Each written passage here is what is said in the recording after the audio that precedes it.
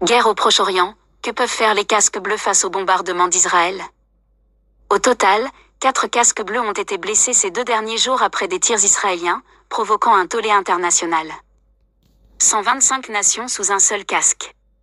Le bleu clair de l'ONU, censé être un symbole de paix. Depuis 1948, la force militaire onusienne s'efforce de maintenir la paix sans tirer un seul coup de feu un peu partout dans le monde. Mais elle est parfois elle-même ciblée par les belligérants, et 3500 hommes et femmes ont perdu la vie sous le mandat onusien depuis la création des casques bleus. Leur branche au Liban, installée à la frontière avec Israël, a ainsi été la cible à 2 reprises cette semaine de tirs israéliens, blessant 2 soldats indonésiens, puis prenant pour cible un bâtiment des forces sri-lankaises. Que font les casques bleus au Liban? Que se passe-t-il lorsqu'ils sont attaqués? 20 minutes fait le point. Qu'est-ce que la FINUL? De qui est-elle composée?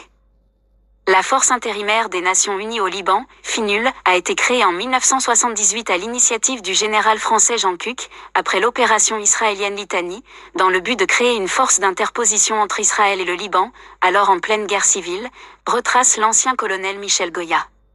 Remplaçant définitivement la force multinationale de sécurité à Beyrouth, après un double attentat en 1984 visant les forces françaises et américaines, elle se renforce en 2006 lors du conflit entre Israël et le Liban. Depuis, la FINUL est installée dans le sud du Liban, chargée notamment de faire respecter une zone tampon. Elle est composée de 10 000 hommes provenant de 49 pays, dont 700 soldats français. Comme pour chaque mission des casques bleus, tout est équipé et payé par les Nations Unies, ce qui est une bonne affaire pour beaucoup de pays. L'Indonésie, le Népal et l'Inde forment actuellement les plus gros contingents, mais la force est placée sous l'autorité du général espagnol Haroldo Lázaro Sanz depuis 2022. Quelles sont ses missions sur place? Comment opère-t-elle concrètement? Le mandat fixé par l'ONU en 2006 contenait 3 missions: s'assurer du départ des troupes israéliennes, rétablir la paix et la sécurité, et aider le gouvernement libanais à retrouver son autorité dans une région majoritairement contrôlée par le Hezbollah. En théorie, la FINUL doit donc collaborer avec l'armée régulière libanaise, ce qui s'avère difficile vu la fragilité de l'État au Liban.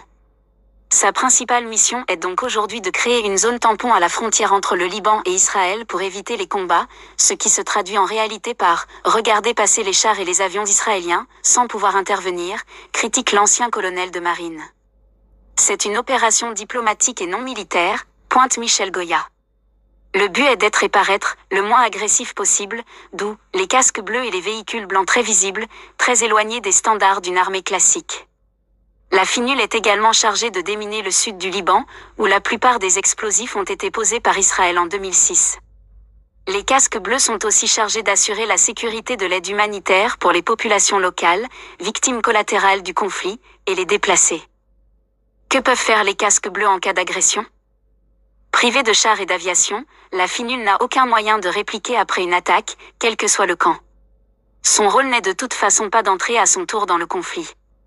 On est limité à l'autodéfense, autrement dit à répliquer directement face à des combattants qui ouvrent le feu. Mais, c'est à l'initiative des bataillons, si vous demandez à l'ONU, elle répondra systématiquement non. Or, ce n'est pas rare que les casques bleus soient visés par les belligérants. Je n'ai jamais ouvert le feu autant qu'à Sarajevo, où il a servi en tant que casque bleu, témoigne Michel Goya. Mais au Liban, la FINUL est particulièrement impuissante. Ils se protègent et ils observent, il n'y a pas grand-chose d'autre à faire, déplore l'ancien colonel. Face aux chars israéliens, les casques bleus n'ont même pas de matériel anti-char. Et même sans compter le conflit, la FINUL se trouve au beau milieu d'une zone tenue par le Hezbollah, souligne l'ex-militaire, ce qui s'avère dangereux. Entre 1978 et 2006, 258 membres de la FINUL sont décédés en mission.